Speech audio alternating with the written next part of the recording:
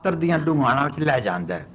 साधारण तौर ते हर कहानी दे 3 हिस्से हुंदे हन, आरंभ, उलझा ते सुलझा। आरंभ विच कहानी लेखक पाठक नूं घटना तो अवगत कराउंदा है, पात्रां दी जान पछाण करांदा है, कहानी दे पिछोकड़ नूं चित्रिया जांदा है, घटना दे स्थान ते समय नूं नियत कीता जांदा है, टक्कर दे मूल तत्त नखेड़े जांदे हन। इस तो बाद दरमियानी हिस्से विच सारे वाद विवाद दा वर्णन हुंदा है। घटनावां नाटकी रूप अख्तियार करदियां हन ते इह नाटकी चाल एक सिखर बिंदु वल वाहुदाई तुर पैंदी है। इंज तीसी ते अपड़ के कहानी सुलझा दे खेतर विच प्रवेश करदी है। हर कर्म दा कारण दर्शाया जांदा है, कहानी दे मूल तत्व वल इशारा किया जाता है जां उसनूं स्पष्ट तौर पर दर्शाया जाता है। यह दस्सिया जाता है कि अखीर विच पात्रां दा की असर होया ते कहानी दी कोई तन अणचुणी नहीं रह गई सी, उसनूं कहानी दे ताणे पाणे विच समेट लिया जाता है। मेरी कोशिश हुंदी है कि हर कहानी एक गठी हुई इकाई प्रतीत होवे, कहानी दे 3 भाग विको लितरे ना लगण। इसलिए मैं कहानी के आरंभ तो कहानी के अंत नूं जितना भी संभव हो सकता है उसके विचकारले भाग दे निकट रखदा। इसका सिट्टा मेरी कहानी कसी हुई प्रतीत हुंदी है। इंज करन नाल घटनावां की चोण उन्हां दी सुझाऊ पेशकारी जरूरी हुंदी है। मैं केवल वही घटनावां चुनदा जिहड़ियां असलों जरूरी हुंदियां ते जिहड़ियां कहानी की रोचकता विच वाधा करदियां ने। इन्हां घटनावां बारे केवल लेखक नूं जानकारी हुंदी है, जिहड़े वाकियात कुसंगत नहीं हुंदे उन्हां नाल पूरा न्याय करना हुंदा है। इंज कहानी विच आम पाठक की बोली विच जान आ जाती है। कई बार मैं अजोके जमाने की गल कर रहा हुंदा पर पात्र मैं मिथिहास तो चुन लैंदा जां फिर प्रमाणिक पात्रां की मदद लैंदा, जिवें मेरी कहानी सुत्ती पई हीर विच मैं कीता है, जां फिर जदों मैं किसी पात्र का नाम शीरीन रखदा हाँ या साहिबा रखदा, पूरन या फरियाद रखदा। पाठक की तसल्ली उदों ही हुंदी है जदों लेखक खुद पहले कहानी नाल संतुष्ट होवे। जदों तक मैनूं इंज महसूस नहीं हुंदा मैं कहानी नूं अपने हत्थां विचों नहीं निकलण दिंदा। जे कहानी पाठक की रुचि नूं शुरू हुंदे ही नहीं फड़ सकती तो फिर कहानी नूं अगे तोरना बेकार हुंदा है। इस तरह की कहानी अनपढ़ी रह जाती है। इस तरह की कहानी लिखण का कोई लाभ नहीं होता। कहानी के एक हिस्से का दूजे हिस्से नाल मेल होना चाहिए है तो कहानी के हर हिस्से का समूली कहानी नाल संगठित होना लोड़ींदा है। कहानी विच कई गल लुकी होनी चाहिए है पर इंज लुकाई जाए कि वह छुपी ना रहे। उपदेश जां नैतिकता दे खुल्लम खुल्ला प्रचार का निक्की कहानी में कोई स्थान नहीं। मेरी कोशिश हुंदी है कि हर कहानी में एक समा आए जिसनों अंग्रेजी एपीफैनी कहते हैं। वो समा जदों पाठक झूम उठे इंज महसूस करे जिवें वो सरशार हो गया है। जदों उसनूं कहानी में कई रमज एक बिजली के लिशकारे वांग चकाचौंध करदी है। की होया ते की क्यों होया दी जदों उसनूं समझ आती है तो फिर ये स्वाद हौले हौले विलीन होने लग पैंदा है। कहानी लिख रहा कई बार मैं किसी अजिहे मरहले ते अपड़ जाता कि मैनूं समझ नहीं पैंदी कहानी अगे किवें तुरे। इस तरह के जक्को तक्के का जदों मैं सामना करना हुंदा है मैं कुछ चिर लई कलम रोक लैंदा हाँ, कहानी नूं लांबे रख दिंदा ते फिर कुछ चिर बाद आप ही आप मैनूं अपनी समस्या का समाधान लभ पैंदा है। किया जाता है निक्की कहानी कथानक तो बिना सोची भी नहीं जा सकती। बेशक बिना कथानक दी कहानी बस रेखा चित्र होकर रह जाती है, पर मेरी जांच कथानक कहानी दे बनत दा केवल एक अंग है। कथानक दा अपने तौर ते निक्की कहानी में कोई स्थान नहीं। जे कथानक केवल उत्तेजित करने लई वरतिया जा रहा है तो ये कोई वडियाई वाली गल नहीं। कथानक नूं कहानी के समूह विच योगदान पा के अपनी होंद की सफाई पेश करनी हुंदी है। कथानक वो कारज विधि है जिहड़ी पात्र नूं अगे तोरदी है। कथानक विषा वस्तु के भाव के मिलगोवे नाल जिहड़ी चीज़ उत्पन्न हुंदी है उसनूं निक्की कहानी कहा जाता है। कथानक केवल पात्रां नूं हरकत विच रखण दा एक ढंग हुंदा है ते इंज पाठक की कहानी विच अंत तक दिलचस्पी बनी रहती है। मैं कभी सोच समझ के कथानक करने की कोशिश नहीं की। ਕਹਾਣੀ ਦਾ ਕਥਾਨਕ ਕਈ ਵਾਰ ਪਾਠਕ ਨੂੰ ਹੀ ਨਹੀਂ ਲੇਖਕ ਨੂੰ ਖੁਦ ਅਚੰਭਿਤ ਕਰ ਦਿੰਦਾ ਹੈ। ਵਧੀਆ ਸਥਾਨਕ ਹਰੇਕ ਦਾ ਮਨੋਰੰਜਨ ਹੁੰਦਾ ਹੈ। ਚੰਗੇ ਕਥਾਨਕ ਵਿੱਚ ਦੁਚਿੱਤੀ ਹੁੰਦੀ ਹੈ। ਦੁਚਿੱਤੀ ਪੈਦਾ ਕਰਨ ਦੇ ਤਿੰਨ ਮੂਲ ਢੰਗ ਹਨ। ਰਹੱਸ, ਜਿਸ ਦੁਆਰਾ ਜਗਿਆਸਾ ਉਤਪੰਨ ਹੁੰਦੀ ਹੈ, ਟਾਕਰਾ, ਜਿਸ ਕਰਕੇ ਅਨਿਸ਼ਚਿਤਤਾ ਪੈਦਾ ਹੁੰਦੀ ਹੈ, ਤੇ ਤਣਾਅ, ਜਿਸ ਤੋਂ ਸੰਭਾਵਨਾਵਾਂ ਦਾ ਆਭਾਸ ਜਾਗਦਾ ਹੈ। ਮੈਂ ਆਪਣੀਆਂ ਕਹਾਣੀਆਂ ਵਿੱਚ ਹੋਣ ਵਾਲੀ ਘਟਨਾ ਦਾ ਇਸ਼ਾਰਾ ਕਰਦੇ ਹੋਏ ਵੀ ਇਸ ਗੱਲ ਤੋਂ ਮੁਹਤਾਤ ਰਹਿਣਾ ਕਿ ਦੁਚਿੱਤੀ ਤੇ ਤਣਾਅ ਵਿੱਚ ਫਰਕ ਨਾ ਆਏ। ਨਾਲੇ ਇਸ ਦਾ ਵੀ ਧਿਆਨ ਰੱਖਿਆ ਜਾਂਦਾ ਹੈ ਕਿ ਪਾਤਰ ਤੇ ਕਾਰਜ ਵਿੱਚ ਪੂਰਾ ਤਾਲਮੇਲ ਬਣਿਆ ਰਹੇ। ਜਦੋਂ ਪਾਠਕ ਕਹਾਣੀ ਪੜ੍ਹ ਕੇ ਹਟਦਾ ਹੈ, ਉਸ ਨੂੰ ਇਹ ਮਹਿਸੂਸ ਹੋਣਾ ਚਾਹੀਦਾ ਹੈ ਕਿ ਜੋ ਘਟਨਾ ਵਾਪਰੀ ਹੈ ਉਸ ਨੂੰ ਹਰ ਹਾਲਤ ਵਿੱਚ ਵਾਪਰ ਕੇ ਰਹਿਣਾ ਸੀ। ਇਹ ਹੁੰਦੇ ਹੋਏ ਵੀ ਕਥਾਨਕ ਦੀ ਦੁਚਿੱਤੀ ਅਨਿਸ਼ਚਿਤਤਾ ਉਂਝ ਦੀ ਉਂਝ ਬਣੀ ਰਹਿਣੀ ਚਾਹੀਦੀ ਹੈ। ਮੇਰੀਆਂ ਕਹਾਣੀਆਂ ਵਿੱਚ ਲਘੂ ਕਥਾਨਕ ਘੱਟਵਾਦੀ ਹੁੰਦੇ ਹਨ, ਪਰ ਜਿੱਥੇ ਮੈਂ ਇਹਨਾਂ ਨੂੰ ਵਰਤਦਾ ਹਾਂ ਮੈਂ ਇਸ ਗੱਲ ਦਾ ਖਿਆਲ ਰੱਖਦਾ ਕਿ ਇਸ ਤਰ੍ਹਾਂ ਦਾ ਕਥਾਨਕ ਸ਼੍ਰੋਮਣੀ ਕਥਾਨਕ ਨੂੰ ਉਘਾੜੇ, ਉਹਦੀ ਦਿਲਚਸਪੀ ਵਿੱਚ ਵਾਧਾ ਕਰੇ ਜਾਂ ਫਿਰ ਕਹਾਣੀ ਵਿੱਚ ਪੇਸ਼ ਕੀਤੀਆਂ ਸਮੱਸਿਆਵਾਂ ਨੂੰ ਸੁਲਝਾਉਣ ਵਿੱਚ ਸਹਾਈ ਹੋਵੇ। ਕਈ ਕਹਾਣੀਆਂ ਵਿੱਚ ਮੈਂ ਦ੍ਰਿਸ਼ ਪ੍ਰਸਤੁਤ ਕਰਨ ਵੱਲ ਵਧੇਰੇ ਧਿਆਨ ਦਿੰਦਾ, ਕਈਆਂ ਵਿੱਚ ਵਾਰਤਾਲਾਪ ਉੱਤੇ। ਇਹ ਨਿਰਭਰ ਕਰਦਾ ਹੈ ਕਿਹੋ ਜਿਹਾ ਮੇਰਾ ਵਿਸ਼ਾ ਵਸਤੂ ਹੈ ਜਾਂ ਕਿਹੋ ਜਿਹੇ ਪਾਤਰ ਨਾਲ ਮੇਰਾ ਵਾਹ ਪਿਆ ਹੈ। ਇਹ ਮੰਨਿਆ ਜਾਂਦਾ ਹੈ ਕਿ ਨਿੱਕੀ ਕਹਾਣੀ ਵਿੱਚ ਪਾਤਰ ਆਪਣੇ ਆਪ ਲਈ ਨਹੀਂ ਹੁੰਦਾ, ਸਗੋਂ ਕਥਾਨਕ ਵਿੱਚੋਂ ਉਤਪੰਨ ਕੀਤਾ ਜਾਂਦਾ ਹੈ। ਪਾਤਰ ਦੇ ਦੋ ਤਰ੍ਹਾਂ ਦੇ ਹੁੰਦੇ ਹਨ, ਸ਼੍ਰੋਮਣੀ ਪਾਤਰ ਤੇ ਉਹਨਾਂ ਦੇ ਪਿਛਲੱਗ। ਮੇਰੀਆਂ ਕਹਾਣੀਆਂ ਵਿੱਚ ਕੈਮਰੇ ਦਾ ਰੁਖ ਹਮੇਸ਼ਾ ਮੇਰੇ ਪਾਤਰਾਂ ਵੱਲ ਰਹਿੰਦਾ ਹੈ। ਇਸ ਤਰ੍ਹਾਂ ਮੈਂ ਪਾਠਕਾਂ ਦੀ ਉਹਨਾਂ ਨਾਲ ਸਹਾਨਭੂਤੀ ਬਣਾ ਲੈਂਦਾ। ਇਹ ਹਮਦਰਦੀ ਕਦੀ ਕਦੀ ਅਤਿਅੰਤ ਤੀਖਣ ਰੂਪ ਧਾਰਨ ਕਰ ਲੈਂਦੀ ਹੈ, ਜਿਵੇਂ ਚਾਨਣੀ ਰਾਤ ਦਾ ਇੱਕ ਦੁਖਾਂਤ ਨਾਂ ਦੀ ਕਹਾਣੀ ਵਿੱਚ ਦੀ ਮਾਲਣ ਤੇ ਉਹਦੀ ਧੀ ਮਿੰਨੀ ਪ੍ਰਤੀ ਪਾਠਕਾਂ ਦੀ ਰੀਝ ਵੇਖੀ ਗਈ ਹੈ। ਮੇਰੀਆਂ ਕਹਾਣੀਆਂ ਦੇ ਸ਼੍ਰੋਮਣੀ ਪਾਤਰ ਸਾਧਾਰਨ ਮਰਦ ਔਰਤਾਂ ਹੁੰਦੇ ਹਨ। ਇਹਨਾਂ ਦੇ ਉਲਟ ਉਹਨਾਂ ਦੇ ਪਿਛਲੱਗ ਸਿੱਕਾਬੱਧ ਨਮੂਨੇ ਟਾਈਪ ਹੋ ਸਕਦੇ ਹਨ, ਪਰ ਦੂਜੇ ਪਾਤਰਾਂ ਨੂੰ ਕਹਾਣੀ ਵਿੱਚ ਸਥਾਨ ਦੂਜੇ ਦਰਜੇ ਦਾ ਹੀ ਦਿੱਤਾ ਜਾਂਦਾ ਹੈ। ਸ਼੍ਰੋਮਣੀ ਪਾਤਰ ਜੀਂਦੇ ਥੀਂਦੇ, ਡਿੱਗਦੇ ਉੱਠਦੇ, ਉਭਰਦੇ ਬਦਲਦੇ ਮਰਦ ਔਰਤਾਂ ਹੁੰਦੇ ਹਨ। ਕਦੀ ਸਿੱਕਾ ਬੰਦ ਨਹੀਂ ਹੁੰਦੇ। ਮੇਰੀ ਕੋਸ਼ਿਸ਼ ਹੁੰਦੀ ਹੈ ਕਿ ਮੇਰੀ ਕਹਾਣੀ ਦੋ ਪਾਤਰ ਕਹਾਣੀ ਦੇ ਪਾਤਰ ਗਤੀ ਆਤਮਕ ਹੋਣ। ਸਥਿਰ ਪਾਤਰ ਮੈਂ ਘੱਟਵਾਦੀ ਕੱਢਦਾ ਹਾਂ। ਭਾਵੇਂ ਇਸ ਤੋਂ ਇਨਕਾਰ ਨਹੀਂ ਕਿ ਇਸ ਢੰਗ ਦੇ ਦੁਆਰਾ ਪਾਤਰ ਉਸਾਰੀ ਵਿੱਚ ਸਹਾਇਤਾ ਮਿਲਦੀ ਹੈ। ਪਾਤਰ ਦੀ ਨਿਸ਼ਾਨਦੇਹੀ ਤੁਰਤ ਕੀਤੀ ਜਾ ਸਕਦੀ ਹੈ। ਮੇਰੀਆਂ ਕਹਾਣੀਆਂ ਦੇ ਪਾਤਰ ਕਹਾਣੀ ਦੀ ਤੌਰ ਨਾਲ ਬਦਲਦੇ ਰਹਿੰਦੇ ਹਨ, ਹੋਰ ਦੇ ਹੋਰ ਹੁੰਦੇ ਰਹਿੰਦੇ ਹਨ। ਜਦੋਂ ਇੱਕ ਕਹਾਣੀ ਵਿਚਲਾ ਸੇਤਾ ਆਪਣੀ ਪ੍ਰਸਤਾਰ ਬੱਗੀ ਨੂੰ ਦੁਰਕਾਰਦਾ ਹੈ, ਇਸ ਤਰ੍ਹਾਂ ਦੀ ਹਰਕਤ ਦਾ ਕਹਾਣੀ ਲੇਖਕ ਨੂੰ ਸਪਸ਼ਟ ਜਵਾਬ ਦੇਣਾ ਹੁੰਦਾ ਹੈ। ਤੇ ਕਹਾਣੀ ਵਿੱਚ ਜਿਵੇਂ ਹੜਬੂੜ ਮੂੰਹ ਕਰ ਰਿਹਾ ਸੇਤਾ ਕਾਰ ਨੂੰ ਚਰ ਰਿਹਾ ਹੈ, ਉਹਦੀ ਇਸ ਹਰਕਤ ਵਿੱਚ ਇਹ ਜਵਾਬ ਪੇਸ਼ ਕੀਤਾ ਗਿਆ ਹੈ। ਜਦੋਂ ਮੇਰਾ ਕੋਈ ਪਾਤਰ ਇੱਕ ਰਾਹ ਨੂੰ ਛੱਡ ਕੇ ਦੂਜੇ ਰਾਹ ਤੁਰਦਾ ਹੈ, ਮੇਰੀ ਕੋਸ਼ਿਸ਼ ਹੁੰਦੀ ਹੈ ਕਿ ਇੰਜ ਕਰਨ ਤੋਂ ਪਹਿਲੇ ਪਾਠਕ ਨੂੰ ਵਿਸ਼ਵਾਸ ਵਿੱਚ ਲੈ ਲਿਆ ਜਾਏ।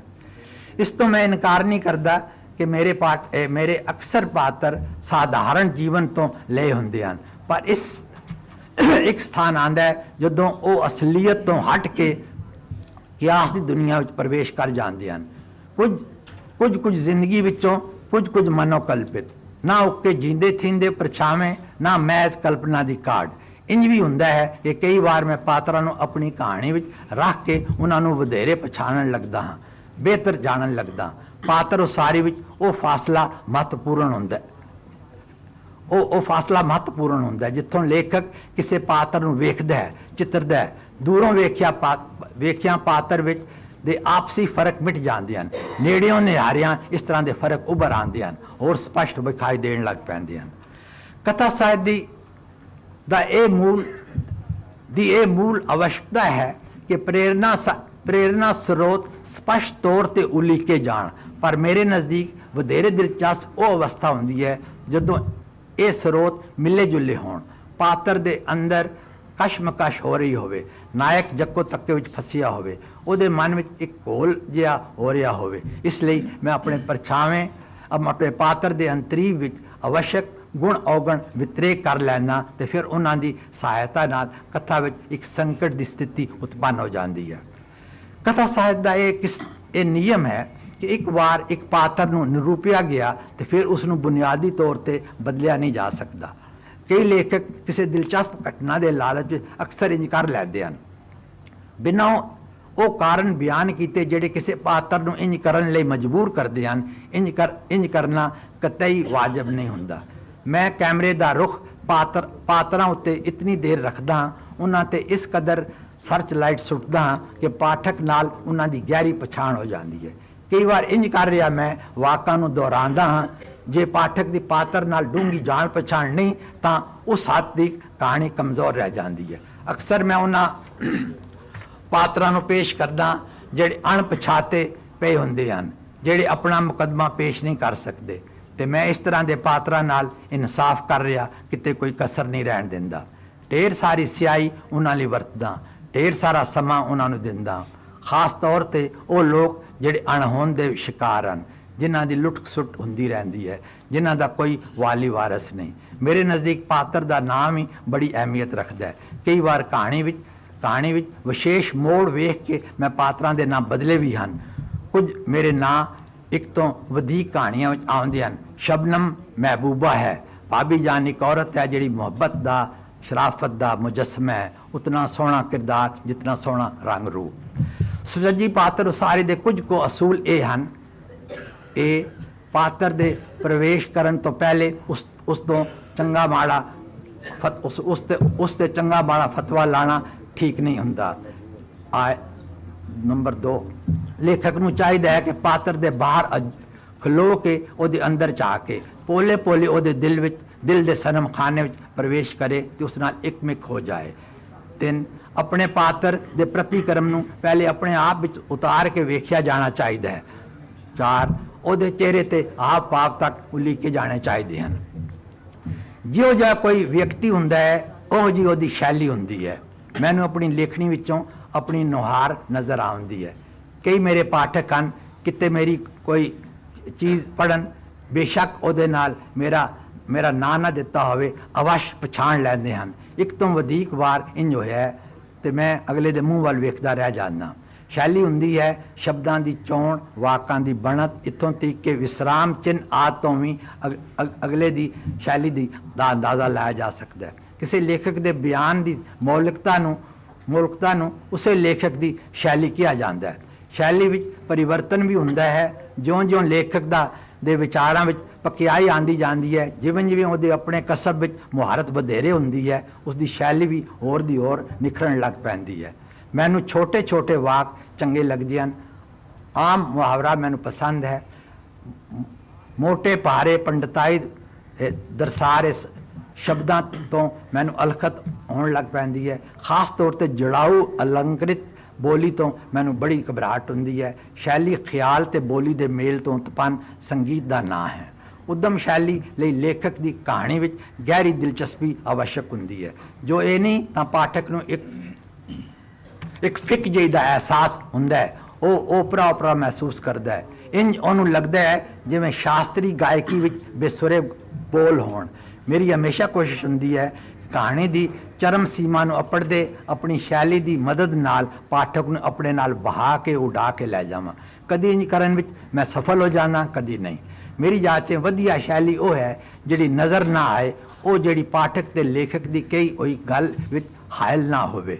ਇਹ ਵੀ ਨਹੀਂ ਕਿ ਜੋ ਕੁਝ ਕੋਈ ਵੇਖੇ ਉਸ ਦਾ ਆਪਣੇ ਸ਼ਬਦਾਂ ਵਿੱਚ ਬਿਆਨ ਚੰਗੀ ਸ਼ੈਲੀ ਦਾ ਲਿਖਾਇਕ ਹੁੰਦਾ ਹੈ। ਉੱਤਮ ਬੋਲੀ ਲਈ ਸਾਦਗੀ ਤੇ ਨਜ਼ਾਕਤ ਇਹ ਦੋ ਤੱਤ ਜ਼ਰੂਰੀ ਹੁੰਦੇ ਹਨ। ਵਾਕਾਂਸ਼ਾਂ ਤੇ ਪ੍ਰਤੀਕਾਂ ਦੀ ਅਮੀਰੀ, ਕਲਪਨਾ ਦੀ ਵੰਨ-ਸੁਵੰਨੀ ਪਾ ਤੇ ਪਿੱਟੇ ਹੋਏ ਫਰਸੂਦਾ ਮੁਹਾਵਰੇ ਤੋਂ ਪਰਹੇਜ਼ ਸ਼ੈਲੀ ਦੀ ਕੁਝ ਮੀਰੀ ਗੁਣ ਹਨ।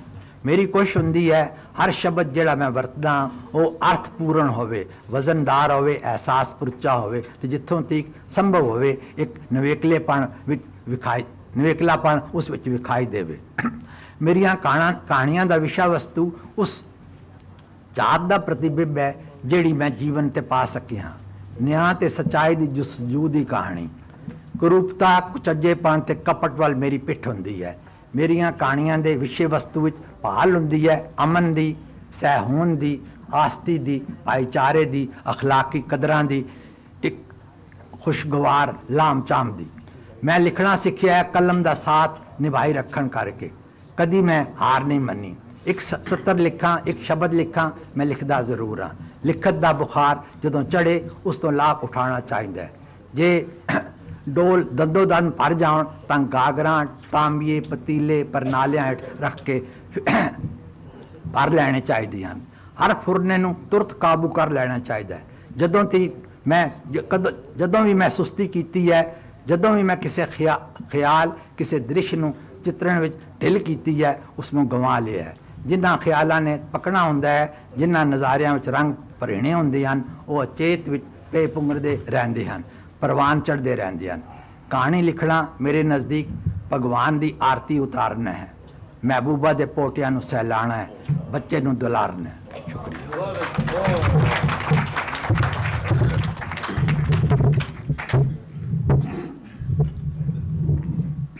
ਗੁਲ ਸਾਹਿਬ, ਹੁਣ ਅਸੀਂ ਇਸ ਸਤਰ ਦੀ ਆਖਰੀ ਪੌੜੀ ਤੇ ਪਹੁੰਚ ਗਏ ਹਾਂ। ਹੁਣ ਮੇਰਾ ਕੰਮ ਰਹਿ ਗਿਆ ਧੰਨਵਾਦ ਕਰਨਾ। ਮਾਫ ਕਰਨਾ, ਮੈਂ ਆਪਣਾ ਪਰਚਾ ਨਹੀਂ ਤਿਆਰ ਕਰ ਸਕਿਆ, ਵਰਨਾ ਮੈਨੂੰ ਪਰਚਾ ਤਿਆਰ ਕਰਨਾ ਚਾਹੀਦਾ ਸੀ। ਬਹੁਤ ਥੈਂਕਸ। ਸਵਾਲ ਜ਼ਰੂਰੀ ਹੈ?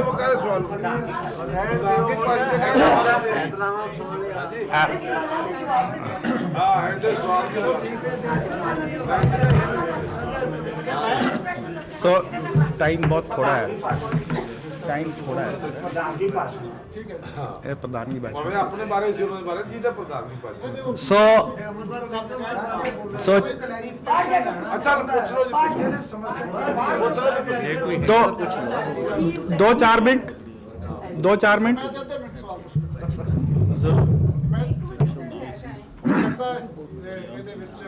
नहीं जरूर मेरी कोई खामी होवे पर ਜਿਹੜਾ ਥੀਸਿਸ ਬਿਲਡ ਕਰਨਾ ਚਾਹਿਆ ਦੁੱਗਲ ਸਾਹਿਬ ਨੇ ਪਹਿਲਾਂ ਉਹਦੇ 'ਚ ਸੀ ਕਿ ਮੈਂ ਆਪਣੀ ਕਹਾਣੀ ਕਿਸੇ ਯੋਜਨਾਬੰਦੀ ਨਾਲ ਨਹੀਂ ਕਰਦਾ, ਪਰ ਮੈਨੂੰ ਇੰਝ ਲੱਗਾ ਕਿ ਜਿਹੜਾ ਉਹਦਾ ਸਾਰਾ ਪੇਪਰ ਸੀ ਉਹਨਾਂ ਨੇ ਆਪਣੀ ਕਹਾਣੀ ਦੀ ਯੋਜਨਾਬੰਦੀ ਬਾਰੇ ਹੀ ਦੱਸਿਆ ਹੈ ਕਿ ਸ਼ਬਦ ਵੀ ਉਹਨਾਂ ਨੇ ਬਾਰ-ਬਾਰ ਵਰਤੇ। ਮੈਂ ਸੰਗਠਿਤ ਕਰਦਾ ਹਾਂ, ਮੈਂ ਕੋਸ਼ਿਸ਼ ਕਰਦਾ ਹਾਂ, ਪਾਤਰਾਂ ਦੇ ਨਾਂ ਸੋਚ ਕੇ ਰੱਖਦਾ ਹਾਂ, ਉਹਦੇ ਵਿੱਚ ਦੁਬਿਧਾ ਕਿਵੇਂ ਪੈਦਾ ਕਰਨੀ ਹੈ, ਇਹ ਸਾਰਾ ਕੁਝ ਮੈਨੂੰ ਇਹ ਲੱਗਦਾ ਕਿ ਜਿਹੜਾ ਥੀਸਿਸ ਜਿਹੜਾ ਬਿਲਡ ਕਰਨਾ ਚਾਹੁੰਦੇ ਸੀ ਉਹਦੇ ਵਿਰੋਧ ਦੇ ਵਿੱਚ ਹੀ ਆਪਣੀਆਂ ਸਾਰੀਆਂ ਗੱਲਾਂ ਕਰ ਰਹੇ ਨੇ।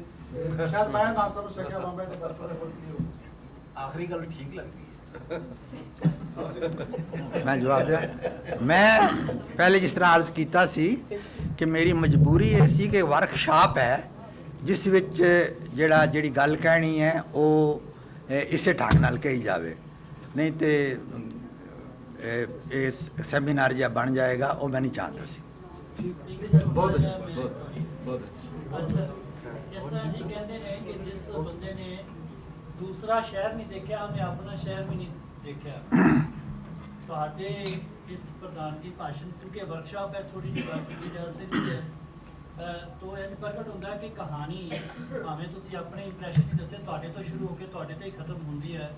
ਕਿਉਂਕਿ ਮੈਂ ਇਹ ਨਹੀਂ ਕਹਿੰਦਾ ਕਿ ਤੁਸੀਂ ਦੂਜੇ ਕਹਾਣੀਕਾਰਾਂ ਨੂੰ ਜਾਂ ਦੂਜੀ ਕਹਾਣੀ ਲਿਖਣ ਦੀ ਜਾਂਚ ਨੂੰ ਪ੍ਰਵਾਨ ਨਹੀਂ ਕਰਦੇ, ਤੁਸੀਂ ਕਰਦੇ ਹੋ। ਪਰ ਇਹ ਮੈਂ ਮਹਿਸੂਸ ਕਰਦਾ ਹੈ ਕਿ ਜਦੋਂ ਆਪਣੇ ਤੋਂ ਗੱਲ ਸ਼ੁਰੂ ਕਰਕੇ ਆਪਣੇ ਜ਼ਿਕਰ ਹੀ ਮੁਕਾਈ ਜਾਵੇ ਤਾਂ ਉਦੋਂ ਗੱਲ ਅਧੂਰੀ ਹੀ ਨਹੀਂ, ਮੈਂ ਸਮਝਣਾ ਅਸਫਲ ਹੁੰਦੀ ਹੈ, तो गलत चीज़ हुई है। क्योंकि ਤੁਹਾਡੇ ਲਿਖਣ ਦੀ ਵਿਧੀ ਜਿਹੜੀ ਹੈ ਉਹ ਇੱਕ ਖਾਸ ਵਿਧੀ ਹੈ। ਅਜੀਤ ਕੌਰ ਦੇ ਲਿਖਣ ਦੀ, ਬਰਿਆਮ ਸੰਧੂ ਦੇ ਲਿਖਣ ਦੀ, ਰੂਪਾਣਾ ਤੇ ਜਬ ਭੁੱਲਰ ਦੇ ਲਿਖਣ ਦੀ ਵਿਧੀ ਅਲੱਗ ਵਿਧੀ ਹੈ। ਤੁਸੀਂ ਕਿਹਾ ਵਾ ਵੀ ਅੱਧੇ ਘੰਟੇ 'ਚ ਕਹਾਣੀ ਪੜ੍ਹੀ ਜਾਣੀ ਚਾਹੀਦੀ ਹੈ, ਇਹ ਮੈਨੂੰ ਕਹਿ ਰਿਹਾ ਸੀ ਮੇਰੀ ਕਹਾਣੀ 2.5 ਘੰਟੇ 'ਚ ਵੀ ਖਤਮ ਹੁੰਦੀ ਹੈ। ਤੋ ਇਹ ਇੱਕ ਜਿਉਂ-ਜਿਉਂ ਕਹਾਣੀਕਾਰ ਕੋਈ ਲਿਖਦਾ ਹੈ ਉਹ ਆਪਣੇ ਹੱਥ ਬੰਨੇ ਤੋੜਦਾ ਹੈ ਤੇ ਆਪਣੇ ਢੰਗ ਨਾਲ ਉਹਨੂੰ ਬਣਾਉਂਦਾ ਹੈ। तो इस करके जे तुसी अपने तो शुरू करके अपने ते ही खत्म ना कर दे ते अपने इर्द गिर्द वाल भी इशारा करके ते अपने आप को समझते तो मैं महसूस करता है कि ज़्यादा सही है।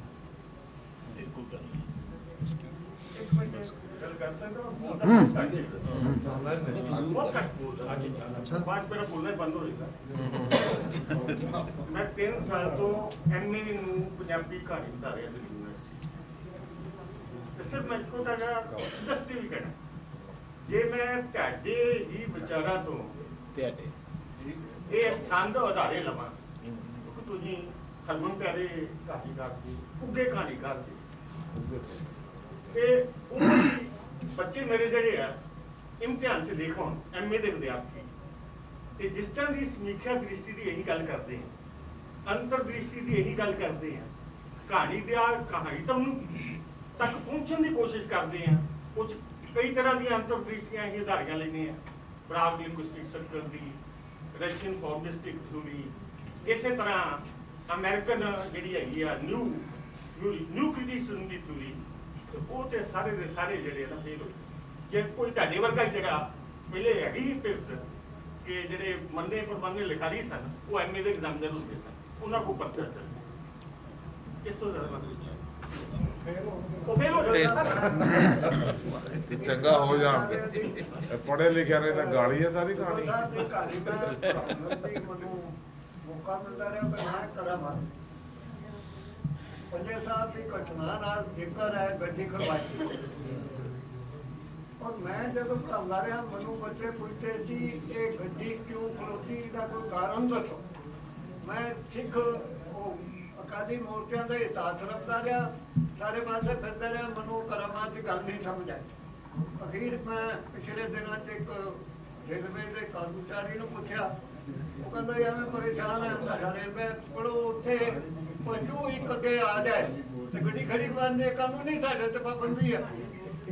ਤੇ ਤੁਹਾਡੇ 2 ਬੰਦੇ ਉੱਥੇ ਕਰਮ ਸਿੰਘ ਤੇ ਪ੍ਰਤਾਪ ਸਿੰਘ ਸ਼ਹੀਦ ਹੋ ਗਏ ਤਾਂ ਗੱਡੀ ਖੜਨੀ ਸੀ। ਉਹ ਕਾਨੂੰਨੀ ਕਰਾਮਾਤ ਕਾਨੂੰਨੀ ਪਾਬੰਦੀ ਹੈ, ਕਰਾਮਾਤ ਦੀ ਕੋਈ ਗੱਲ ਉਹ ਕਰਾਮਾਤ ਦੀ ਗੱਲ ਉਹਦੇ ਵਿੱਚ ਵੀ ਹੈਗੀ ਜੀ, ਉਹ ਲਿਖਿਆ ਹੋਇਆ ਇੱਕ ਪਾਸੇ ਉਹ ਤੁਹਾਨੂੰ ਪਰੇਸ਼ਾਨ ਕਰਨ ਵਾਸਤੇ ਲਿਖੀ ਹੈ ਜੀ ਕਹਾਣੀ। ਜਾਣ ਕੇ ਲਿਖਦੇ ਹੈ ਇਹ ਕਹਾਣੀ। ਬਸ ਕਰੋ ਤੁਸੀਂ ਹਾਂਜੀ sir. So charity begins at home तो शुरू करना होएगा। ਦੁੱਗਲ ਸਾਹਿਬ ਦੀ ਇੱਕ ਕਹਾਣੀ ਸੁਣ ਕੇ ਇਹ ਆਪਣੇ ਸਾਹਿਤ ਪਿੱਛੇ ਜੇ ਕਹਾਣੀ ਦਰਬਾਰ ਵਿੱਚ ਮੈਂ ਕਿਹਾ ਸੀ ਵੀ ਦੁੱਗਲ ਦੀ ਕਹਾਣੀ ਮਾਊਂਟ ਐਵਰੈਸਟ ਦੇ ਬਰਾਬਰ ਤਾਂ ਮੈਂ ਆਖ ਸਕਦਾ, ਪਰ ਇਹਦੇ ਉੱਤੇ ਪੂਰਾ ਵਿਚਾਰ 2, 4, 5 ਵਾਰ ਇਸ ਨੂੰ ਪੜ੍ਹਨ ਦੇ ਬਾਅਦ ਹੀ ਆਖਿਆ ਜਾ ਸਕਦਾ ਹੈ, ਕਿਉਂਕਿ ਕਹਾਣੀ ਅੱਜ ਦੇ ਯੁੱਗ ਵਿੱਚ ਸੁਣਾਉਣ ਵਾਲੀ ਨਹੀਂ ਰਹਿ ਗਈ ਬਲਕਿ ਪੜ੍ਹਨ ਵਾਲੀ ਰਹਿ ਗਈ ਹੈ। ਤੇ ਇਸ ਇਹਨਾਂ ਦੇ ਵਕਤਵ ਨੂੰ ਮੈਂ ਸੁਣ ਰਿਹਾ ਸਾਂ, ਇਸ ਦੀ ਸਲੋਤਾ ਵਿੱਚ ਹੀ ਇਹਨੂੰ ਝੋਲੀ ਚੁੱਕੀ ਨਾ ਸਮਝਣਾ। ਮੈਂ ਇਹ ਸੋਚ ਰਿਹਾ ਸੀ ਕਿ ਇਹ ਤਾਂ ਕਹਾਣੀਕਾਰ ਕਹਾਣੀ ਬਾਰੇ ਨਹੀਂ ਲਿਖ ਰਿਹਾ ਬਲਕਿ ਕਹਾਣੀ ਹੀ ਲਿਖ ਰਿਹਾ ਹੈ। ਔਰ ਇਹਨਾਂ ਨੇ ਸਭ ਤੋਂ ਵੱਡੀ ਗੱਲ ਇਹਦੇ ਵਿੱਚ ਰੱਖੀ ਹੈ ਕਿ ਕਿਤੇ ਵੀ ਇਹ ਨਹੀਂ ਕਿਹਾ ਕਿ ਇਹ ਮੇਰਾ ਹਰਫ ਆਖਿਰ ਹੈ ਜਾਂ ਅੰਤਿਮ ਸ਼ਬਦ ਹੈ।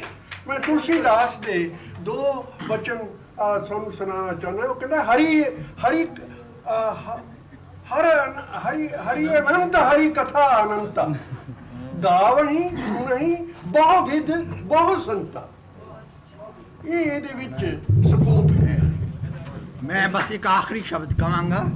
कहानी लेखक की ट्रेजिडी आउंदी है कि ਉਹਨੂੰ कई दफ़ा कहानी ਨੂੰ सिर्फ वार्ता समझ के लोग ख़त्म कर देंगे और डीप नहीं जानते। कहानी बहुत गहरी चीज़ होंदी है। ये कहानी लेखक हैं मेरे दोस्त और पढ़ाई इन्होंने कहते कहानी, लेकिन मैनू यकीन है कि ना कहानी अजे तक नहीं समझी। ये मेरी बदकिस्मती है।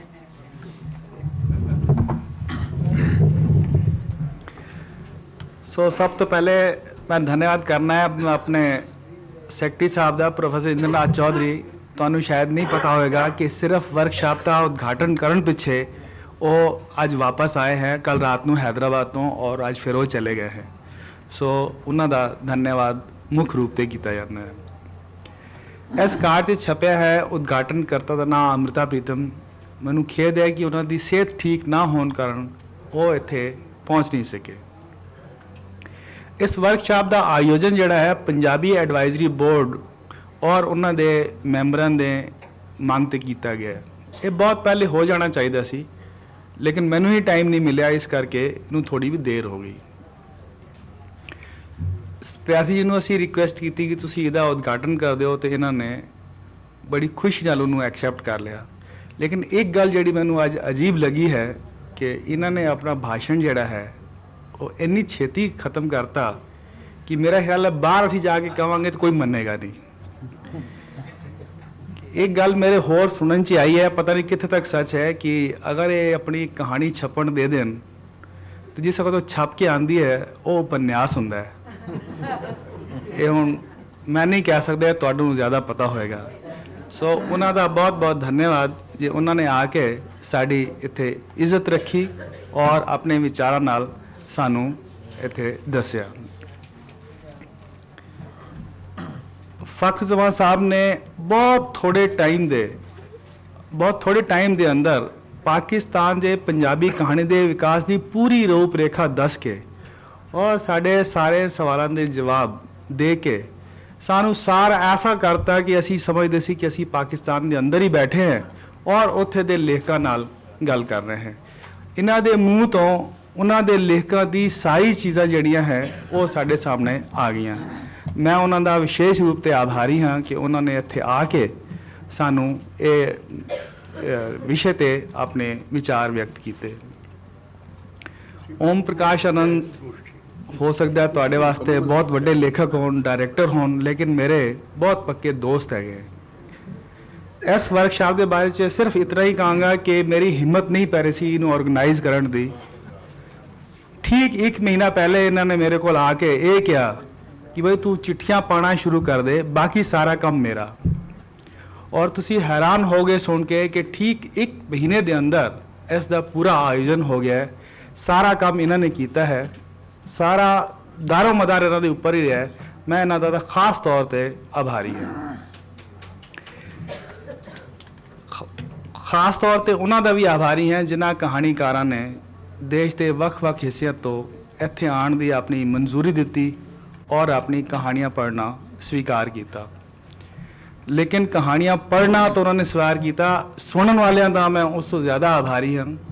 और कोशिश ये होनी चाहिए कि इस तो बाद के जोड़े सत्र है उन्होंने च कहानियाँ जड़ियाँ पढ़िया जाएगियाँ, उन्होंने अच्छी चर्चा होए ताकि पता लगे कि कहानी के अंदर कोई अगर खामी है, कोई सवाल जवाब करने हैं तो उससे पूछे जा सकन।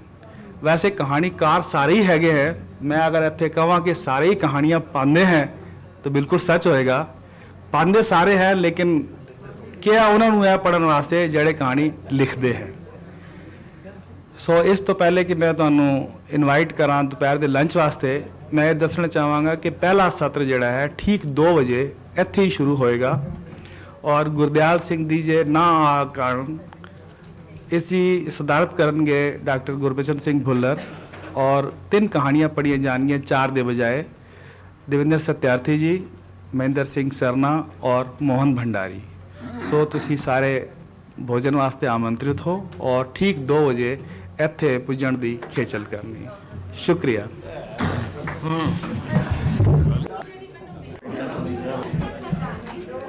पंजाबी कहानी की कार्यशाला के पहले सत्र च एक बारी फिर तुहाडा सब का हार्दिक स्वागत है। इस सत्र की अध्यक्षता कर रहे हैं गुरबचन सिंह भुल्लर। मेरा ख्याल है कि इन्हों का परिचय कराने की मैनू जरूरत नहीं है। टाइम वेस्ट ना करदे होया मैं इन्हों गुजारिश करांगा कि इस सत्र का संचालन करन। कहानियाँ पढ़नगे श्री देवेंद्र सत्यार्थी, श्री मोहन भंडारी और श्री महेंद्र सिंह सरना। एक कहानियाँ असी पहले सर्कुलेट नहीं कीतियां, उहदी भी कई वजह हैगी। मेन वजह यह है कि असी अनपब्लिश्ड कहानियाँ आमंत्रित कीतियां हैं और कोशिश साड़ी ये है कि कहानियाँ बहुत छोटियां होन और मैनू खुशी है कि बहुत छोटियां ही हैगी हैं। कोई भी कहानी 15-20 मिनट तो ज़्यादा वड्डी नहीं है। इस करके विचार विमर्श वास्ते बहुत ज़्यादा टाइम मिलेगा।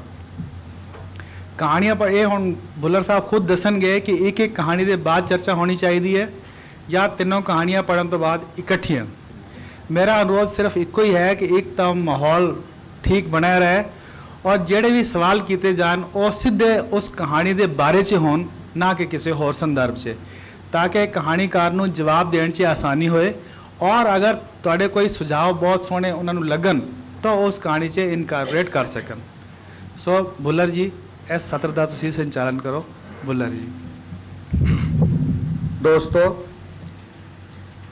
ਸਾਹਿਤਕਾਰਾਂ ਦੀ ਕਿਸੇ ਵੀ ਸਭਾ ਦੀ ਪ੍ਰਧਾਨਗੀ ਕਰਨਾ ਆਪਣੇ ਆਪ ਵਿੱਚ ਹੀ ਬੜਾ ਇੱਕ ਮਾਣਯੋਗ ਕੰਮ ਹੁੰਦਾ ਹੈ, ਪਰ ਇਸ ਸਭਾ ਵਿੱਚ ਜਿਨ੍ਹਾਂ ਕਹਾਣੀਕਾਰਾਂ ਨੇ ਕਹਾਣੀਆਂ ਪੇਸ਼ ਕਰਨੀਆਂ ਨੇ ਉਹਨਾਂ ਵਿੱਚੋਂ ਘੱਟੋ ਘੱਟ 2 ਜੇ ਮੋਹਨ ਭੰਡਾਰੀ ਗੁੱਸਾ ਨਾ ਕਰੇ ਤਾਂ ਕਹਾਣੀਕਾਰ ਇਹੋ ਜਿਹੇ ਨੇ ਜਿਨ੍ਹਾਂ ਤੋਂ ਮੇਰੇ ਵਰਗੇ ਲੋਕਾਂ ਨੇ ਸਮੇਤ ਮੋਹਨ ਭੰਡਾਰੀ ਦੇ ਸਾਡੀ ਪੀੜ੍ਹੀ ਨੇ ਕਹਾਣੀ ਲਿਖਣ 'ਚ ਪ੍ਰੇਰਨਾ ਵੀ ਲਈ। ਇਸ ਤਰ੍ਹਾਂ ਥੋੜ੍ਹਾ ਜਿਹਾ ਮੈਂ ਆਪਣੇ ਮਨ ਵਿੱਚ ਇਸ ਤਰ੍ਹਾਂ ਦੀ ਨਿਮਰ ਭਾਵਨਾ ਵੀ ਮਹਿਸੂਸ ਕਰ ਰਿਹਾ ਕਿ ਜਿਸ ਸਭਾ ਵਿੱਚ ਸਤਿਆਰਥੀ ਜੀ ਔਰ ਸਰਨਾ ਜੀ ਕਹਾਣੀਆਂ ਪੇਸ਼ ਕਰ ਰਹੇ ਨੇ, ਮੋਹਨ ਭੰਡਾਰੀ ਭਾਵੇਂ ਮੇਰੇ ਸਮਕਾਲੀ ਨੇ, ਹਾਣੀ ਨੇ, ਲੇਕਿਨ ਉਹਨਾਂ ਦਾ ਵੀ ਪੰਜਾਬੀ ਕਹਾਣੀ ਖੇਤਰ ਵਿੱਚ ਬੜਾ ਹੀ ਉੱਘਾ ਨਾਂ ਹੈ। ਇਸ ਲਈ ਇਹੋ ਜਿਹੇ ਕਹਾਣੀਕਾਰਾਂ ਨੇ ਜਿੱਥੇ ਕਹਾਣੀਆਂ ਪੇਸ਼ ਕਰਨੀਆਂ ਨੇ ਉੱਥੇ ਮੈਂ ਆਪਣੇ ਆਪ ਨੂੰ ਦੂਰਾ ਸਨਮਾਨਿਤ ਹੋਇਆ ਮਹਿਸੂਸ ਕਰਦਾ ਹਾਂ। ਇਹ ਤਿੰਨੋਂ ਕਹਾਣੀਕਾਰ ਵੀ ਕਿਸੇ ਜਾਣ ਪਛਾਣ ਦੇ ਮੁਹਤਾਜ ਨਹੀਂ ਹਨ। ਦਵਿੰਦਰ ਸਤਿਆਰਥੀ ਹੋਰੀ ਕਈ ਦਹਾਕਿਆਂ ਤੋਂ ਪੰਜਾਬੀ ਕਹਾਣੀ ਦੇ ਖੇਤਰ ਵਿੱਚ, ਪੰਜਾਬੀ ਨਾਵਲ ਦੇ ਖੇਤਰ ਵਿੱਚ ਔਰ ਪੰਜਾਬੀ ਕਵਿਤਾ ਦੇ ਖੇਤਰ ਵਿੱਚ ਬੜੇ ਮੋਹਰੀ ਕਤਾਰ ਵਿੱਚ ਮੰਨੇ ਜਾਂਦੇ ਹਨ। ਔਰ ਅੱਜ ਜਿਸ ਤਰ੍ਹਾਂ ਤੁਸੀਂ ਇਹਨਾਂ ਦਾ ਉਦਘਾਟਨੀ ਭਾਸ਼ਣ ਸੁਣਿਆ ਸੀ, ਉਸ ਨੇ ਵੀ ਜੇ ਕੋਈ ਇਸ ਗੱਲ ਨੂੰ ਸਿੱਧ ਕਰਨ ਦੀ ਲੋੜ ਸੀ, ਇਹ ਸਿੱਧ ਕੀਤਾ ਕਿ ਅਗਰ ਇਹ ਚਾਹਣ ਤਾਂ ਆਪਣੀ ਗੱਲ ਵਿੱਚ ਸਮੁੰਦਰ ਨੂੰ ਇੱਕ ਬੂੰਦ ਵਿੱਚ ਇਕੱਠਾ ਕਰ ਸਕਦੇ ਨੇ ਤੇ ਜੇ ਚਾਹਣ ਤਾਂ ਇੱਕ ਬੂੰਦ ਨੂੰ ਫੈਲਾ ਕੇ ਸਮੁੰਦਰ ਬਣਾ ਸਕਦੇ ਨੇ। ਮਹਿੰਦਰ ਸਿੰਘ ਸਰਨਾ ਹੋਰੀ ਹਨ ਜਿਨ੍ਹਾਂ ਦਾ ਬੋਲੀ ਦੇ ਉੱਤੇ, ਆਪਣੀ ਗੱਲ ਕਹਿਣ ਦੇ ਉੱਤੇ, ਉਹਨੂੰ ਪੇਸ਼ ਕਰਨ ਦੇ ਉੱਤੇ ਇੰਨਾ ਕਾਬੂ ਹੈ ਜਿਹਦੀ ਕਿਸੇ ਵਿਆਖਿਆ ਦੀ ਲੋੜ ਨਹੀਂ। ਔਰ ਮਨੁੱਖੀ ਮਨ ਦੀਆਂ ਜਿਹੜੀਆਂ ਡੂੰਘਾਨਾਂ ਨੇ ਉਹਨਾਂ ਵਿੱਚ ਜੋ ਕੁਝ ਵਾਪਰਦਾ ਉਹਦੀ ਪੇਸ਼ਕਾਰੀ ਵਿੱਚ ਜਿਹੜੇ ਸਾਡੇ ਪੰਜਾਬੀ ਕਹਾਣੀਕਾਰਾਂ ਵਿੱਚ ਕੁਝ ਗਿਣੇ ਚੁਣੇ ਨਾਂ ਨੇ ਉਹਨਾਂ ਵਿੱਚ ਇਹਨਾਂ ਦਾ ਸ਼ੁਮਾਰ ਹੁੰਦਾ ਹੈ। ਮੋਹਨ ਭੰਡਾਰੀ ਜੀ ਇਸ ਤੋਂ ਅਗਲੀ ਪੀੜ੍ਹੀ ਵਿੱਚੋਂ ਜਿਹੜੇ ਕਿ ਇਸ ਵੇਲੇ ਸਭ ਤੋਂ ਸਰਗਰਮ ਪੰਜਾਬੀ ਕਹਾਣੀਕਾਰ ਗਿਣੇ ਜਾਂਦੇ ਨੇ ਉਹਨਾਂ ਵਿੱਚੋਂ ਇੱਕ ਨੇ। ਇਹਨਾਂ ਦਾ ਵੀ ਪੰਜਾਬੀ ਕਹਾਣੀ ਦੀ, ਆਪਣੀ ਕਹਾਣੀ ਦੀ ਵੱਥ ਉੱਤੇ, ਕੰਟੈਂਟ ਉੱਤੇ ਔਰ ਉਸ ਦੇ ਰੂਪ ਉੱਤੇ, ਉਹਦੀ ਕਲਾ ਉੱਤੇ ਪੂਰਨ ਕਾਬੂ ਮੰਨਿਆ ਜਾਂਦਾ ਹੈ। ਕੋਈ ਮੇਰੇ ਕਹਿਣ ਦੀ ਗੱਲ ਨਹੀਂ ਹੈ, ਇਹ ਸਾਰੇ ਪਾਠਕ ਜਾਣਦੇ ਨੇ। ਸੋ ਇਹਨਾਂ ਕਹਾਣੀਕਾਰਾਂ ਨੂੰ ਮੈਂ ਇਸ ਆਯੂ ਅਨੁਸਾਰ ਪੇਸ਼ ਕਰਨ ਦੀ ਬਜਾਏ ਮੈਂ ਥੋੜਾ ਵੱਖਰੇ ਤੌਰ ਤੇ ਕਰਨਾ ਚਾਹਾਂਗਾ। ਲੇਕਿਨ ਮੈਂ ਇੱਕ ਗੱਲ ਕਹਿ ਦਿਆਂ ਜਿਹਦੇ ਵੱਲ ਸੀਨ ਜੀ ਹੋਰਾਂ ਨੇ ਇਸ਼ਾਰਾ ਕੀਤਾ ਹੈ ਕਿ ਮੇਰਾ ਸੁਝਾਅ ਇਹ ਹੈ ਜਾਂ ਮੈਂ ਇਹੀ ਚਾਹਾਂਗਾ ਕਿ ਅਸੀਂ ਤਿੰਨੇ ਕਹਾਣੀਆਂ ਪਹਿਲਾਂ ਪੜ੍ਹ ਲਈਏ, ਕਿਉਂਕਿ ਕਈ ਗੱਲਾਂ ਸਾਂਝੀਆਂ ਕਰਨ ਵਾਲੀਆਂ ਹੁੰਦੀਆਂ ਨੇ, ਕਈ ਨੁਕਤੇ ਸਾਂਝੇ ਹੁੰਦੇ ਨੇ, ਬਹਿਸ ਬਾਅਦ ਵਿੱਚ ਇਕੱਠੀ ਹੋ ਜਾਵੇ। ਪਰ ਮੈਂ ਜਿਹੜੀ ਗੱਲ ਕਹਿਣੀ ਚਾਹੁੰਦਾ ਉਹ ਇਹ ਹੈ ਕਿ ਜਿਹੜੇ ਵੀ ਦੋਸਤ ਕੋਈ ਸਵਾਲ ਕਰਨ ਜਾਂ ਕੋਈ ਨੁਕਤਾ ਉਠਾਉਣਾ ਚਾਹਣ ਉਹ ਪੂਰੀ ਤਰ੍ਹਾਂ ਇਹਨਾਂ ਕਹਾਣੀਆਂ ਨਾਲ ਜਾਂ ਇਹਨਾਂ ਦੇ ਪ੍ਰਸੰਗ ਵਿੱਚ ਸਮੁੱਚੀ ਪੰਜਾਬੀ ਕਹਾਣੀ ਕਲਾ ਨਾਲ ਸੰਬੰਧਿਤ ਹੋਣ। ਔਰ ਮੈਂ ਬੜੀ ਸਨਿਮਰ ਬੇਨਤੀ ਕਰਨਾ ਚਾਹੁੰਦਾ ਕਿ ਜੇ ਸਮੇਂ ਨੂੰ ਦੇਖਦਿਆਂ ਹੋਇਆਂ ਕੋਈ ਵੀ ਸੱਜਣ ਬਹਿਸ ਨੂੰ ਕਿਸੇ ਵੀ ਕਾਰਨ ਇਸ ਲੀਹ ਤੋਂ ਪਾਸੇ ਲਿਜਾਣ ਦਾ ਯਤਨ ਕਰੇਗਾ, ਮੈਂ ਖਿਮਾ ਸਹਿਤ ਆਪਣੇ ਪ੍ਰਧਾਨਗੀ ਅਧਿਕਾਰ ਦੀ ਬਿਲਕੁਲ ਵਰਤੋਂ ਕਰਕੇ ਉਸ ਦਾ ਬੋਲਣਾ ਉੱਥੇ ਰੋਕ ਕੇ ਮੈਂ ਅਗਲੇ ਸੱਜਣ ਨੂੰ ਬੋਲਣ ਲਈ ਕਹਾਂਗਾ। ਇਸ ਲਈ ਇਸ ਨੂੰ ਪੂਰੀ ਤਰ੍ਹਾਂ ਇੱਕ ਵਰਕਸ਼ਾਪ ਦੇ ਤੌਰ ਤੇ ਜਾਂ ਇੱਕ ਕਹਾਣੀ ਦੇ ਵਿਚਾਰ ਵਟਾਂਦਰੇ ਦੇ ਤੌਰ ਤੇ ਹੀ ਲਿਆ ਜਾਵੇ ਔਰ ਉਸੇ ਰੂਪ ਵਿੱਚ ਹੀ ਅਸੀਂ ਇਸ ਦਾ ਸੰਚਾਲਨ ਕਰੀਏ। ਜਿਸ ਤਰ੍ਹਾਂ ਮੈਂ ਪਹਿਲਾਂ ਕਿਹਾ ਹੈ ਕਿ ਮੈਂ ਉਮਰ ਅਨੁਸਾਰ ਜਿਹੜਾ ਆਯੂ ਅਨੁਸਾਰ ਵੰਡ ਆਮ ਤੌਰ ਤੇ ਕਰ ਲਈ ਜਾਂਦੀ ਹੈ ਉਹ ਤੋਂ ਥੋੜਾ ਪਾਸੇ ਹਟਦਿਆਂ ਮੈਂ ਚਾਹਾਂਗਾ ਕਿ ਪਹਿਲਾਂ ਮਹਿੰਦਰ ਸਿੰਘ ਸਰਨਾ ਹੋਰੀ ਆਪਣੀ ਕਹਾਣੀ ਪੇਸ਼ ਕਰਨ, ਉਸ ਤੋਂ ਬਾਅਦ ਫਿਰ ਸਤਿਆਰਥੀ ਜੀ ਕਰਨਗੇ, ਫਿਰ ਮੋਹਨ ਭੰਡਾਰੀ ਜੀ ਕਰਨਗੇ। ਮਹਿੰਦਰ ਸਿੰਘ ਸਰਨਾ ਜੀ।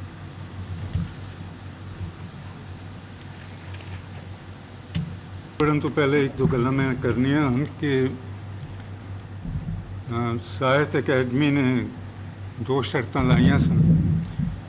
ਇੱਕ ਤਾਂ ਕਹਾਣੀ ਅਣਛਪੀ ਹੋਵੇ ਬਿਲਕੁਲ, ਦੂਜਾ ਕਹਾਣੀ ਦੀ ਡਿਊਰੇਸ਼ਨ 20 ਕੁ ਮਿੰਟ ਹੋਵੇ। ਤਾਂ ਉਸ ਵੇਲੇ ਮੇਰੇ ਕੋਲ ਸਿਰਫ 2 ਕਹਾਣੀਆਂ ਸਨ ਜੋ ਅਣਛਪੀਆਂ ਸਨ। ਇੱਕ ਤਾਂ 8-10 ਮਿੰਟ ਦੀ ਸੀ ਤੇ ਦੂਜੀ ਇਹ।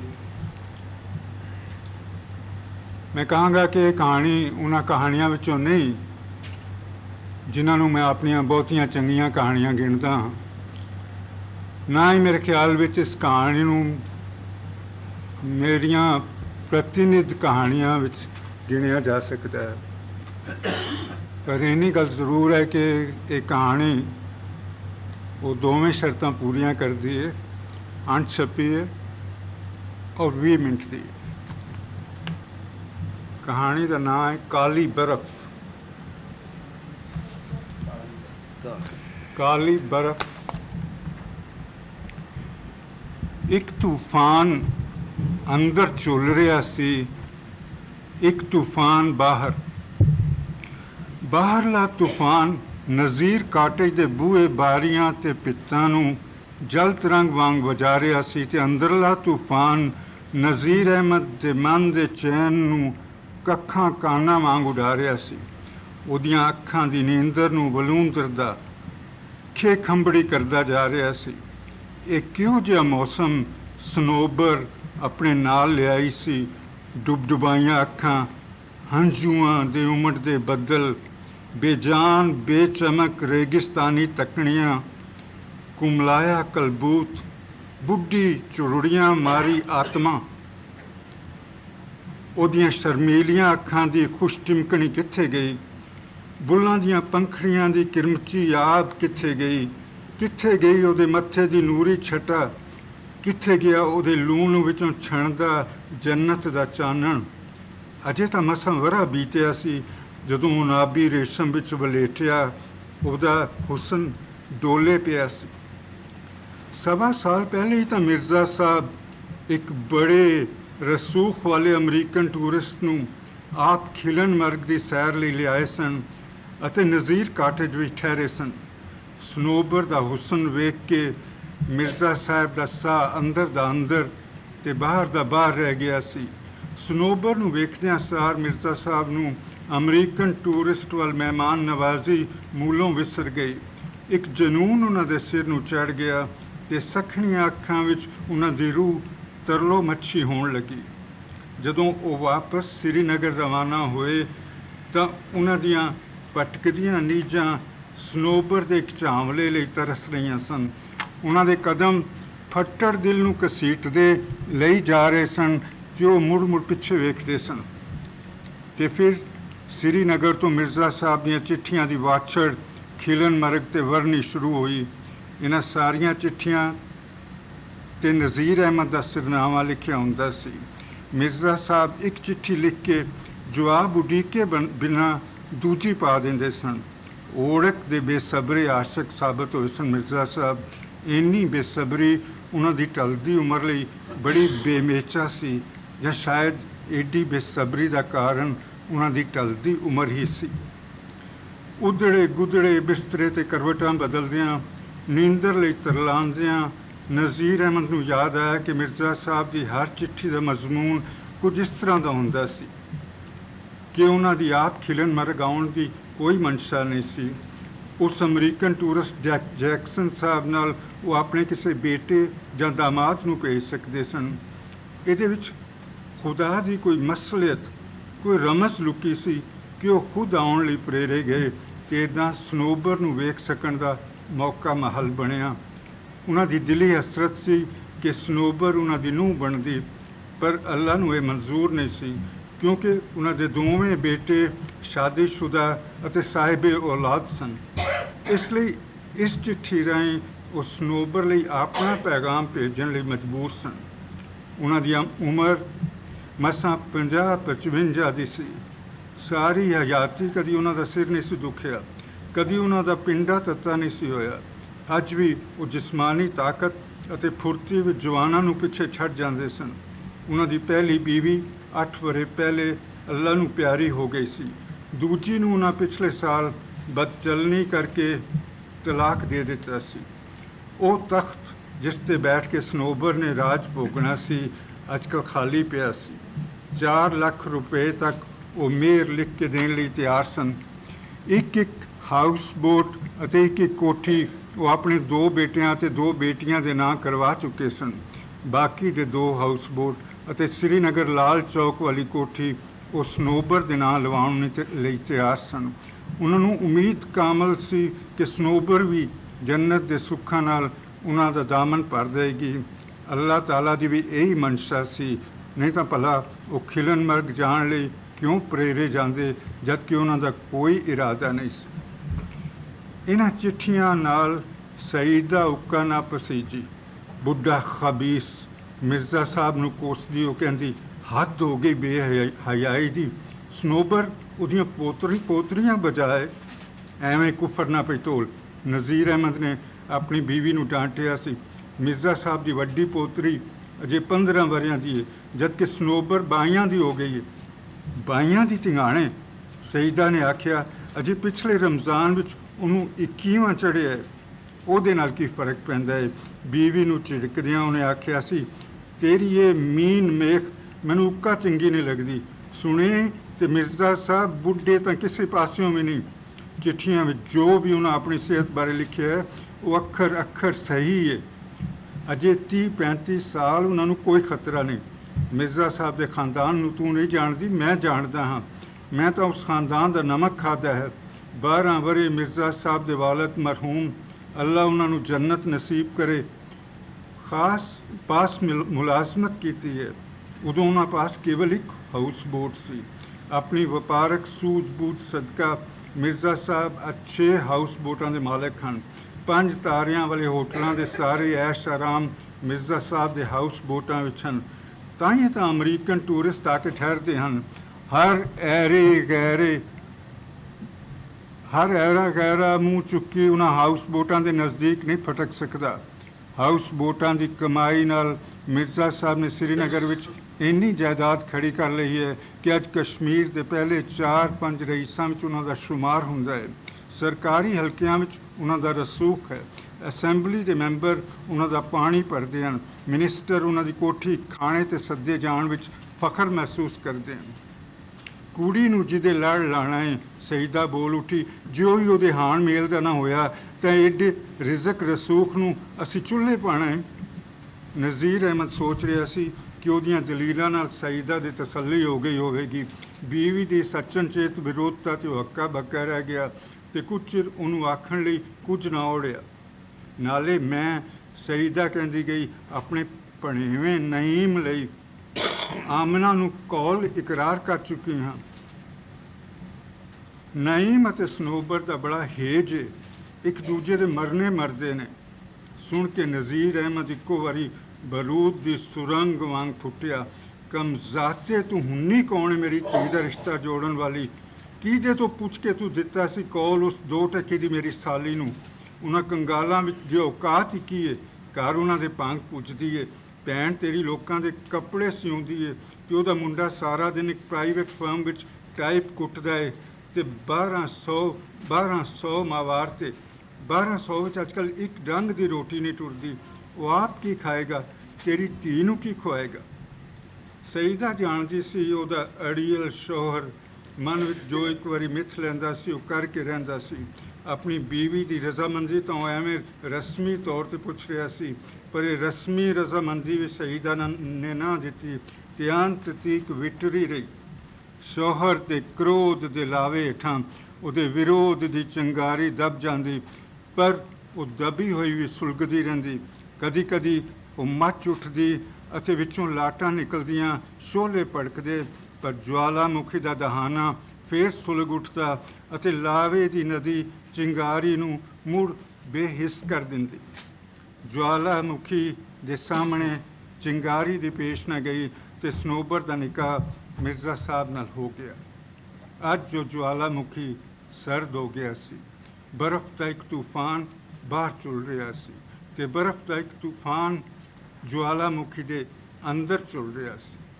ਠੰਡੀਆਂ ਬਰਫੀਲੀਆਂ ਆਹਾਂ ਭਰਦਾ ਨਜ਼ੀਰ ਅਹਿਮਦ ਰਜ਼ਾਈ ਵਿੱਚ ਸੁੰਗੜਦਾ ਜਾ ਰਿਹਾ ਸੀ।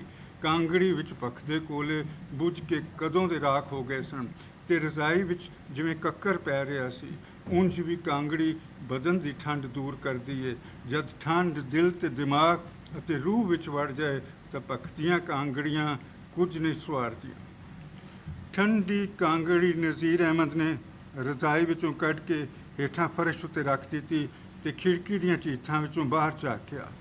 ਬਾਹਰ ਲੋ ਲੱਗ ਰਹੀ ਸੀ ਤਾਂ ਕੀ ਦਿਨ ਚੜ੍ਹਨ ਵਾਲਾ ਸੀ ਤੇ ਸਾਰੀ ਰਾਤ ਉਹਦੀ ਪਲਕ ਨਾਲ ਪਲਕ ਨਹੀਂ ਸੀ ਜੁੜੀ। ਉਹਦੀ ਰੂਹ ਉਹਨੂੰ ਕੋਸਦੀ ਰਹੀ ਸੀ, ਉਹਦੀ ਜ਼ਮੀਰ ਉਹਨੂੰ ਲਾਹਨਤਾਂ ਪਾਉਂਦੀ ਰਹੀ ਸੀ। ਕਿਹੋ ਜਿਹਾ ਹਥਿਆਰਾ ਬਾਪ ਸੀ ਉਹ, ਜਿਸਨੇ ਆਪਣੀ ਹੂੜ ਮਤ ਅਤੇ ਆਪਣੀ ਹਿਰਸ ਮਗਰ ਲੱਗ ਕੇ ਆਪਣੀ ਧੀ ਦੀ ਜ਼ਿੰਦਗੀ ਵੀਰਾਨ ਕਰ ਦਿੱਤੀ ਸੀ। ਉਹਨੇ ਤਾਂ ਇਸ ਹੱਦ ਤੀਕ ਵੀ ਸੋਚਿਆ ਸੀ ਕਿ ਮਿਰਜ਼ਾ ਸਾਹਿਬ ਦਾ ਰਸੂਖ ਵਰਤ ਕੇ ਕਿਸੇ ਦਿਨ ਉਹ ਗੁਲਮਰਗ ਵਿੱਚ 4-5 ਤਾਰਿਆਂ ਵਾਲਾ ਹੋਟਲ ਖੜਾ ਕਰ ਲਏਗਾ।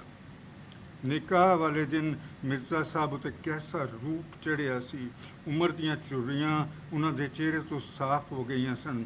ਉਹਨਾਂ ਦੀਆਂ ਗੱਲਾਂ 'ਤੇ ਇੱਕ ਉਨਾਬੀ ਚਮਕ ਸੀ ਤੇ ਉਹਨਾਂ ਦੀਆਂ ਅੱਖਾਂ ਵਿੱਚ 16 ਵਰਿਆਂ ਦੇ ਕਿਸੇ ਨਟ-ਖਟ ਝੋਕੜੇ ਦੀ ਖੁਸ਼ਟਿਮਕਣੀ ਸੀ।